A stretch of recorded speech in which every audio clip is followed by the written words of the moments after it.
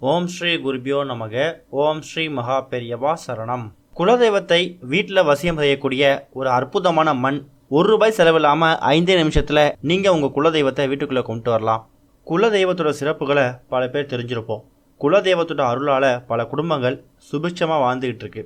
அதே சமயம் குலதெய்வத்தோட அருள் கிடைக்காம பல குடும்பங்கள் எந்தவித முன்னேற்றமும் இல்லாமல் தாழ்ந்த நிலைக்கு போயிருக்காங்க.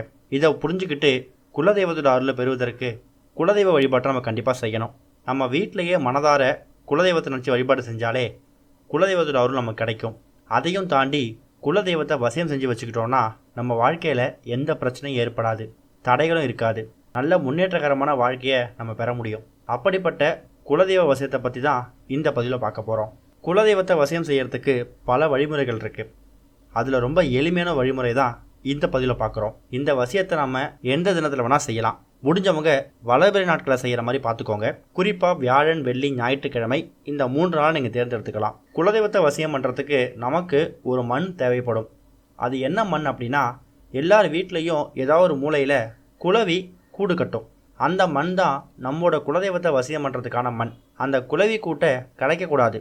அதில் இருக்கக்கூடிய குளவி குஞ்சுகள் எதுவும் இல்லாமல் அது புழுக்களாக வளர்ந்து வெளில போனதுக்கப்புறமா அந்த குளவி கூட்டை எந்த ஆயுதமும் பயன்படுத்தாமல் தரையில் விழாமல் நம்ம கையால் பத்திரமா எடுக்கணும். திரும்பவும் சொல்கிறோம், குளவி கூட்டுக்குள்ளே குளவிகளோ குளவி குஞ்சுகளோ இருக்கும்போது எடுக்கக்கூடாது. குளவிகள்லாம் புழுக்களாக மாறி பறந்து போனதுக்கப்புறம் தான் நம்ம எடுக்கணும். அந்த குளவி கூட்டை எடுத்து சுத்தமான பன்னீர் கடைகளில் கிடைக்கும். அந்த பன்னீரை அந்த குளவி கூடு மண் இருக்கு இல்லையா, அதில் ஊற்றி நல்லா பிசைஞ்சிக்கோங்க. பிசைஞ்சி பிள்ளையார் மாதிரி பிடிச்சிக்கணும். நம்ம குலதெய்வத்தை இப்போ இந்த மண்ணில் நம்ம பிடிச்சி வச்சுருக்கோம். இப்போ வீட்டோட குலதெய்வத்தோட படம் இருந்தால் அந்த படத்துக்கு முன்னாடி நாம் பிடிச்சி வச்சிருக்கக்கூடிய அந்த மண் குலதெய்வத்தை வைக்கணும். சுத்தமான அகல் விளக்கு ஒன்று எடுத்துக்கோங்க. அதில் எண்ணெய் ஊற்றி திரி போட்டு தீபம் ஏற்றுங்க. உங்கள் குலதெய்வத்துக்கு உகந்த பொருட்களை நீங்கள் நைவேத்தியமாகவும் படைக்கலாம். பிள்ளையார் மாதிரி பிடிச்சி வச்சிருக்கக்கூடிய அந்த குலதெய்வ மண்ணுக்கு மஞ்சள் குங்குமம் போட்டு வைங்க. கற்பூர ஆரத்தி காமிங்க, தீப ஆராதனை காமிங்க. குளவி கூடு எந்த ஒரு வீட்டில் கட்டுதோ அந்த வீட்டில் நல்ல விஷயம் நடக்க போகுது அப்படிங்கிறத அர்த்தம். அப்பேற்பட்ட குளவி கூடோட மண்ணில் இருந்து நாம் குலதெய்வத்தை வசியம் செஞ்சு நம்ம வீட்டில் இது மாதிரி பூஜை பண்ணுறது மூலயமா குலதெய்வத்தை வசியம் பண்ண முடியும். அதுக்கப்புறமா அந்த மண்ணை என்ன செய்யணும் அப்படிங்கிற கேள்வி வரும்.